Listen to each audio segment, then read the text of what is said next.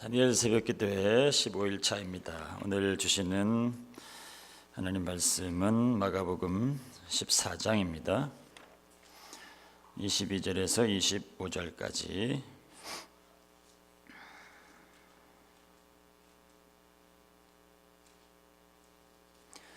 다 같이 읽습니다. 22절에서 25절까지 시작. 그들이 먹을 때에 예수께서 떡을 가지사 축복하시고 떼어 제자들에게 주시며 이르시되 받으라 이것은 내 몸이니라 하시고 또 잔을 가지사 감사 기도하시고 그들에게 주시니 다 이를 마시매 이르시되 이것은 많은 사람을 위하여 흘리는 나의 피 곧 언약의 피니라. 진실로 너희에게 이르노니 내가 포도나무에서 난 것을 하나님 나라에서 새 것으로 마시는 날까지 다시 마시지 아니하리라 하시니라. 아멘. 오늘 말씀은 우리가 성찬식이라고 하는 것, 그 성찬식의 유래가 되는 주님의 마지막 만찬에 관한 말씀입니다. 이 마지막 만찬은 이제 6월절 만찬을 늘 해오던 그 만찬의 마지막이라는 것입니다.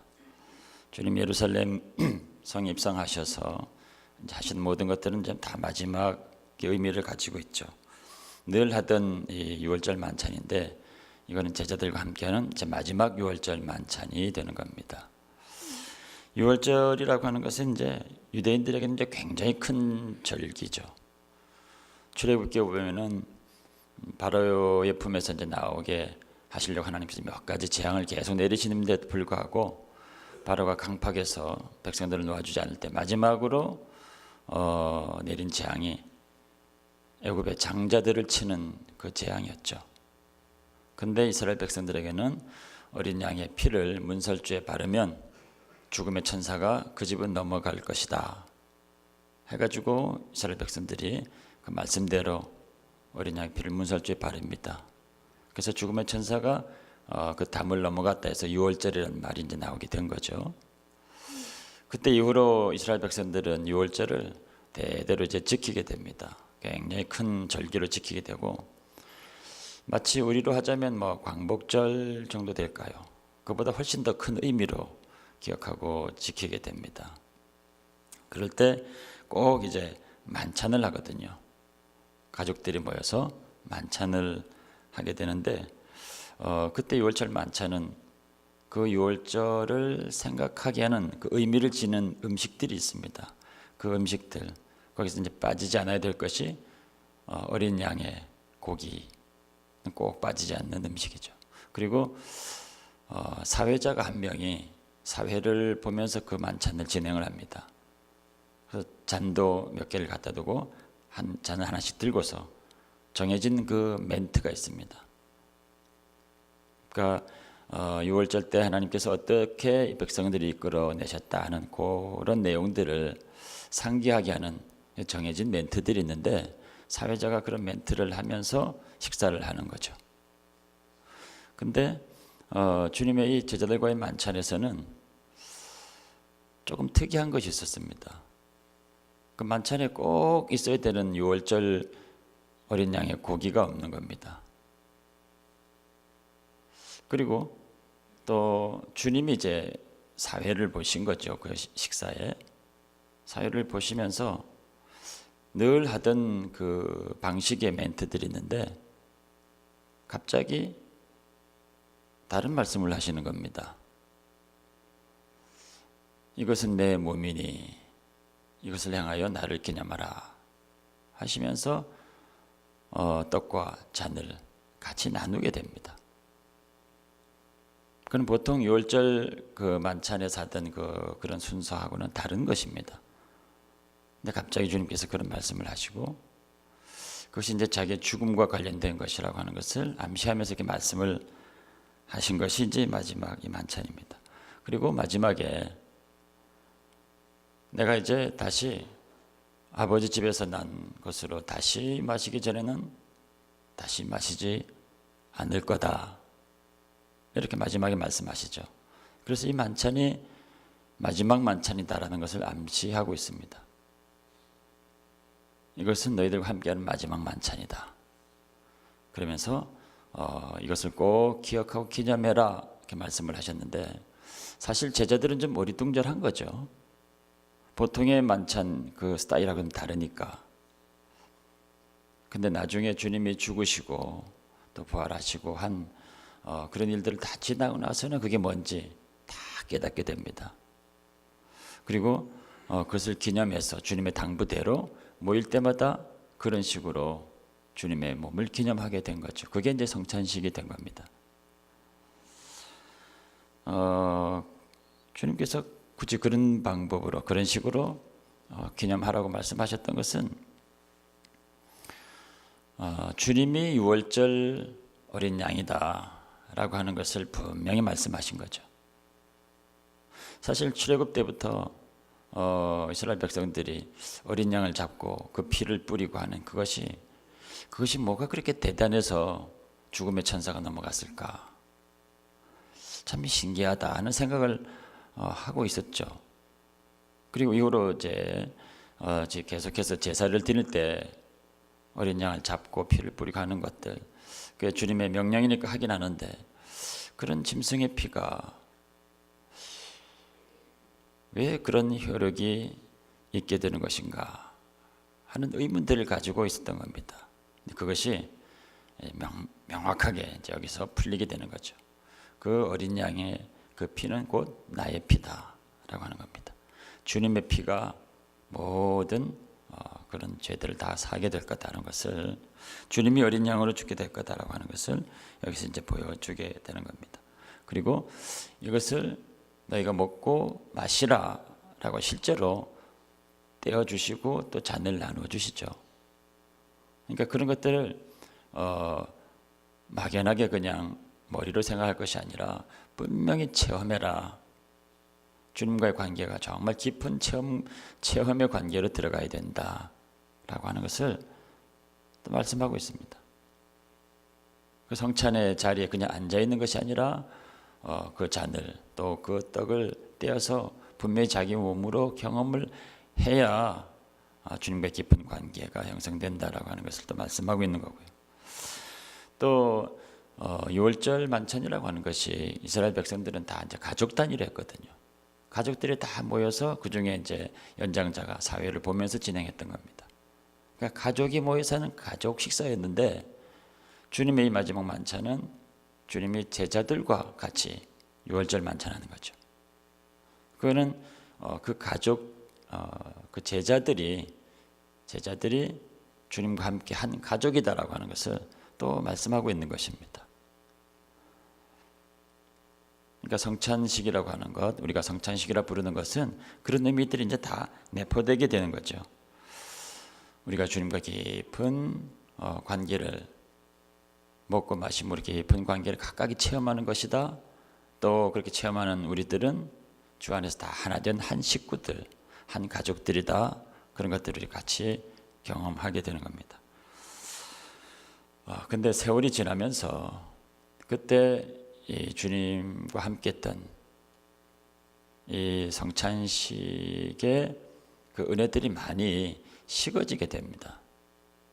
주님이 죽으시고 부활하시고 난 다음에 제자들이 같이 모여서 그것을 기억하고 생생한 그 기억으로 주의 만찬을 경험할 때는 은혜가 막 충만했죠. 주님의 그 임재가 얼마나 충만했는지 굉장한 감동이 있고 은혜가 있었습니다. 그래서 천주교에서는 성찬식을 굉장히 중요하게 여기죠. 성찬식이 천주교 그 미사의 핵심입니다.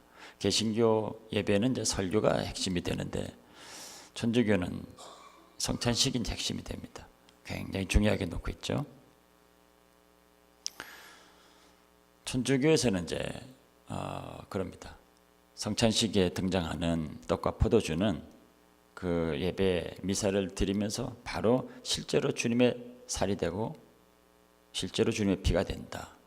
화채살이다 라고 알려져 있는 그런 주장을 지금 하고 있습니다. 근데 이제 종교 개혁하시던 분들이 견해가 좀 다르게 되죠. 이제 루터는 그냥 주님이 몸으로 임재하시는데 실제로 그게 피가 되고 살이 되지는 않지만, 그러나 성찬식 때 주님이 정말로 임재하신다, 이런 얘기를 하게 되고요. 찌빙글이라는 사람은 그냥 그것은 상징일 뿐이지, 그 모든 주님의 그 죽으심을 기억하기에는 상징물로 등장하는 것이고 그냥 상징일 뿐이다, 이렇게 얘기한 거고요. 또 켈빈은 상징이긴 하지만 그러나 성찬식 그 예식을 하는 동안에 실제로 주님의 강한 임재가 있다, 이렇게 주장을 하는데,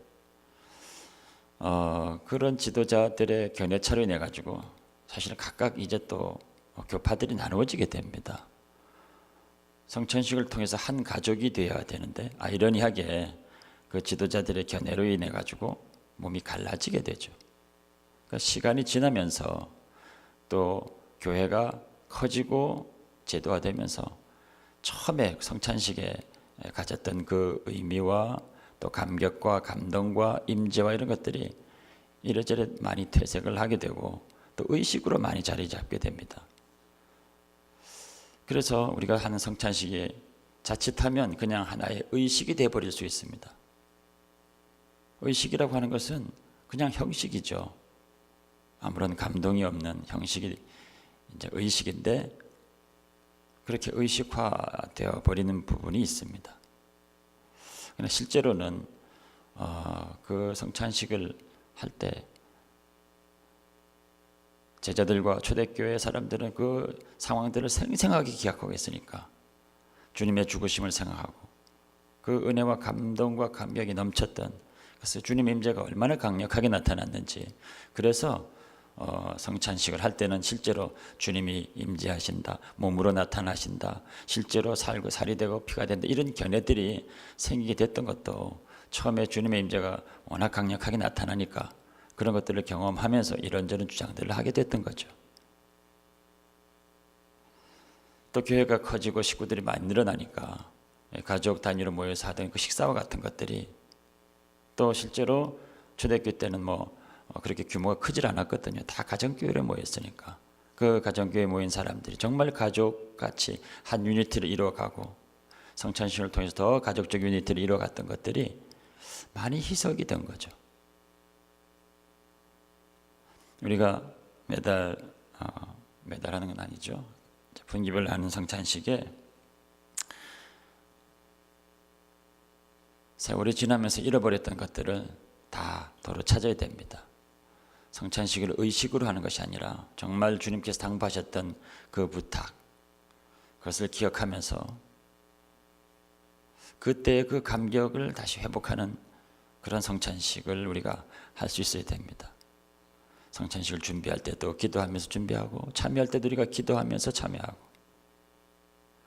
그래서 꼭 기억해야 될 것은 주님께서 고린도전서 11장에서 너희가 성찬식을 할 때는 주의 죽으심을 기억하는 것이라, 오실 때까지 그의 죽으심을 기억하는 것이라, 그렇게 말씀을 하셨습니다. 그러니까 성찬식의 가장 중요한 것은 주님이 나를 위해 죽으셨다라고 하는 것을 생생히 기억하는 겁니다. 내가 죽어야 될 것을, 나의 허다한 허물로 말미암아 내가 죽어야 될 것을 주님이 나를 대신해서 죽으셨다, 그걸 다시 기억하는 겁니다. 주님이 나를 대신해서 죽으셨다고 생각하니까 얼마나 감사가 되고 또 감격이 되고 내가 됩니까? 그리고 잔과 떡을 먹고 마심으로 주님께서 남기신 것이 내 안에, 내 몸에 흔적으로 남았다는 것을 기억하는 겁니다. 주님이 남기신 것이 내 안에도 남아있다라고 하는 그 은혜를 또 기억하는 것이죠. 또 같이 함께 성찬에 참여하는 우리 모든 교우들, 주님 안에서 정말 한 식구다, 내 가족이다 하는 것을 다시 한번 또 확인하는 겁니다. 제가 처음 은혜 받고 이제 성찬식을 하는데, 그때는 처음에 은혜 받았을 때 여러분들도 다 마찬가지겠지만 또 얼마나 또 순전하고 순수합니까? 그럴 때 성찬식을 하는데 얼마나 은혜가 되든지요. 앞에 성찬위원들이 잔을 가지고 서 있으면 얼굴을 쳐다보질 못했습니다. 하도 눈물이 흘러가지고. 그래서 옆에 사람이 툭툭 쳐야 앞에 잔이 와 있구나, 그렇게 잔을 받기도 하고 그랬습니다.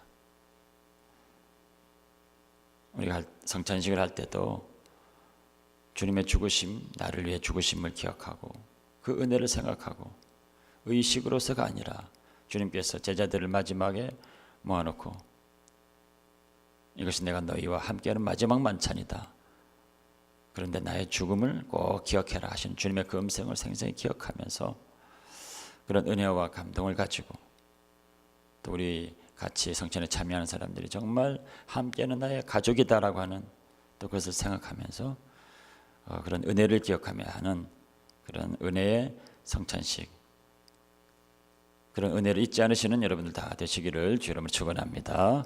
하나님 아버지, 주에는 감사합니다. 주님께서 제자들과 함께 마지막으로 가졌던 그 마지막 만찬, 나의 죽음을 꼭 기억하라고 당부하셨던 그 말씀, 너희들과 함께 성찬에 참여하는 그들이 너의 새로운 가족이 될 것이라 하신 그 말씀, 우리로 늘 기억하게 하셔서 성찬할 때 우리 가운데 큰 은혜가 임하게 도와주옵소서. 주님의 큰 은혜와 함께 주님의 강한 임재가 늘 우리 가운데 있어서 마치 주님을 보듯이 주님의 살과 피가 우리에게 경험이 되는 그러한 성찬식을 할 수 있도록 도와주옵소서. 하나님 아버지, 주께서 당부하신 이것이 우리에게 의식으로 그치는 것이 아니고 실제 우리 믿음의 삶이 될 수 있도록 도와주옵소서.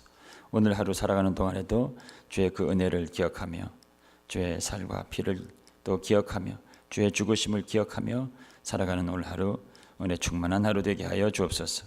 예수님 이름으로 기도합니다. 아멘.